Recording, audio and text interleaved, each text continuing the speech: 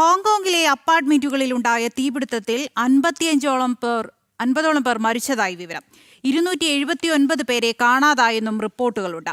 വാങ്ഫുക് കോട്ടിലെ 8 കെട്ടിടങ്ങളിലാണ് തീപിടുത്തമുണ്ടായത്. രക്ഷാപ്രവർത്തനത്തിനിടെ ഒരു അഗ്നിശമന സേനാ ഉദ്യോഗസ്ഥനും മരിച്ചു.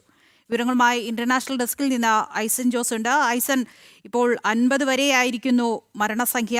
കാണാതായവരെക്കുറിച്ച് എന്തെങ്കിലും വിവരങ്ങൾ ലഭിച്ചിട്ടുണ്ടോ? വിശദാംശങ്ങൾ.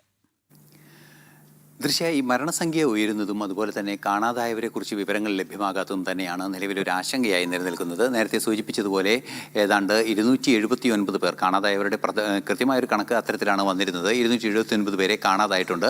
അതുപോലെ തന്നെ 50ഓളം പേർ മരിച്ചിട്ടുണ്ട് എന്നാണ് ഇപ്പോൾ റിപ്പോർട്ടുകൾ പുറത്തു വരുന്നത്. ഈ കാണാതായവർ പല രീതിയിൽ, അതായത് കിരയായ കെട്ടിടത്തിനുള്ളിലായിരിക്കാം, അല്ലെങ്കിൽ ചിതറിയോടിയതായിരിക്കാം, അത്തരത്തിലുള്ള വിവിധങ്ങളായ സംശയങ്ങൾ നിലനിൽക്കുന്നുണ്ട്.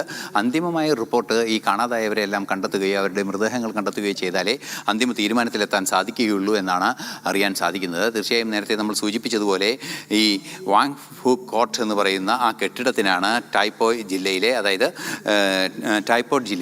ഹോങ്കോങ്ങിലെ ടൈപ്പോയ് ജില്ലയിലാണ് ഈ തീപിടുത്തമുണ്ടായത്. നേരത്തെ നമ്മൾ സൂചിപ്പിച്ചതുപോലെ ഈ മുളയും അതുപോലുള്ള ഒരു അനുബന്ധ ഉപകരണങ്ങളും ഉപയോഗിച്ച്, അതായത് പെട്ടെന്ന് തീപിടിക്കുന്ന പ്ലാസ്റ്റിക് ഷീറ്റുകളും അത്തരത്തിലുള്ള സംവിധാനങ്ങളും ഉപയോഗിച്ചാണ് ഈ നിർമ്മാണങ്ങളെല്ലാം നടത്തിയിരിക്കുന്നത്. പെട്ടെന്ന് തീപിടിക്കുന്ന മെഷുകൾ, അതായത് ഈ നെറ്റ് പോലുള്ള ഉപകരണങ്ങളെല്ലാം തന്നെ, അല്ലെങ്കിൽ നിർമ്മാണ സാമഗ്രികളെല്ലാം തന്നെയാണ് ഉപയോഗിച്ചിരുന്നത്. ഇതെല്ലാം തന്നെ അഗ്നിക്കിരയായാൽ തുടർച്ചയായി തീ നിലനിൽക്കുന്ന ഒരു സാഹചര്യം ഉണ്ടാകും. ഏതാണ്ട് ഇപ്പോൾ 18 മണിക്കൂറിലേറെയായി തീ കത്തിക്കൊണ്ടിരിക്കുന്ന ഒരു സാഹചര്യമാണുള്ളത്. സ്വാഭാവികമായും വലിയ രീതിയിലുള്ള 800-ലേറെ ഫയർ ഫൈറ്റേഴ്സ് ഇത് പ്രതിരോധിക്കാനുള്ള നീക്കങ്ങൾ നടത്തുകയും ചെയ്യുന്നുണ്ട്. ഒരു അഗ്നിശമന ഉദ്യോഗസ്ഥൻ മരിക്കുകയും ചെയ്തു ഈ പ്രതിരോധം നടത്തി തീർക്കുന്ന, അല്ലെങ്കിൽ ഈ തീ അണയ്ക്കുന്നതിനുള്ള ശ്രമത്തിനിടയിൽ എന്ന റിപ്പോർട്ടുകളും പുറത്തു വരുന്നുണ്ട്. അത്തരത്തിൽ വലിയ രീതിയിലുള്ളൊരു തീയായി പടർന്നു പിടിച്ചൊരു സാഹചര്യമുണ്ട്. ഈ നിർമ്മാണ കമ്പനിയുമായി ബന്ധപ്പെട്ട 3 പേരെ അറസ്റ്റ് ചെയ്യുകയും ചെയ്തിട്ടുണ്ട് എന്നാണ് അറിയാൻ സാധിക്കുന്നത്. തീർത്തും അപകട സാഹചര്യം ഒരുക്കുന്ന ഒരു രീതിയിൽ ഇത്രയും വലിയ കെട്ടിടങ്ങളിൽ 8ഓളം കോംപ്ലക്സുകളിൽ 7ഓളം കെട്ടിടങ്ങൾക്ക് തീപിടിക്കുകയും ചെയ്തിട്ടുണ്ട് എന്നാണ് അറിയാനും സാധിക്കുന്നത്.